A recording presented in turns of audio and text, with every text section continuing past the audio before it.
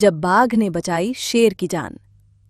घने जंगल के बीचों बीच एक शेर रहता था। नाम था सिंहराज। वो जंगल का राजा था, ताकतवर और निडर। लेकिन उसी जंगल के दूसरे हिस्से में एक बेहद खतरनाक शिकारी रहता था, काला चीता। काला चीता बहुत चालाक और तेज था। वो अंधेरे में ऐसे गायब हो जाता जैसे कभी था ही नहीं। जंगल के जानवर उससे डरते थे क्योंकि वो कभी भी कहीं से भी हमला कर सकता था।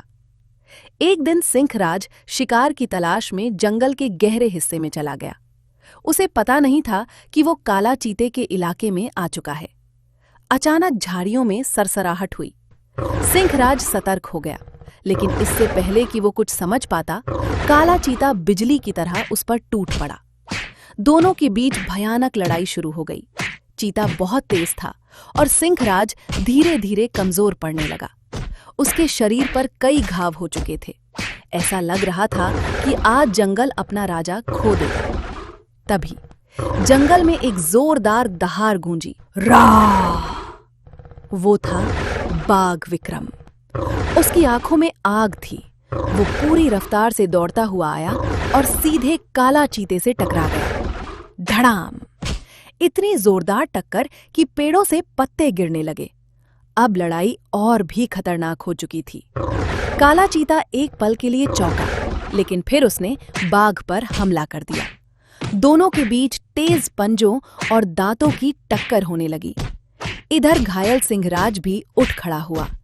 उसने गुस्से में दहाड़ लगाई और बोला, अब तुम अकेले नहीं हो।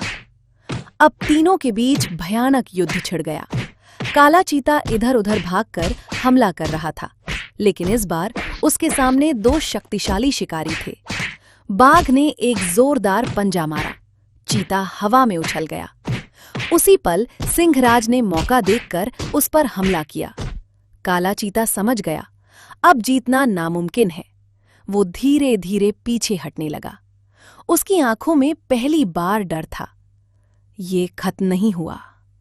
गुर्राते हुए वो अंधेरे में गायब हो गया। जंगल में फिर शांति छा गई। सिंहराज जमीन पर बैठ गया, थका हुआ लेकिन जिंदा।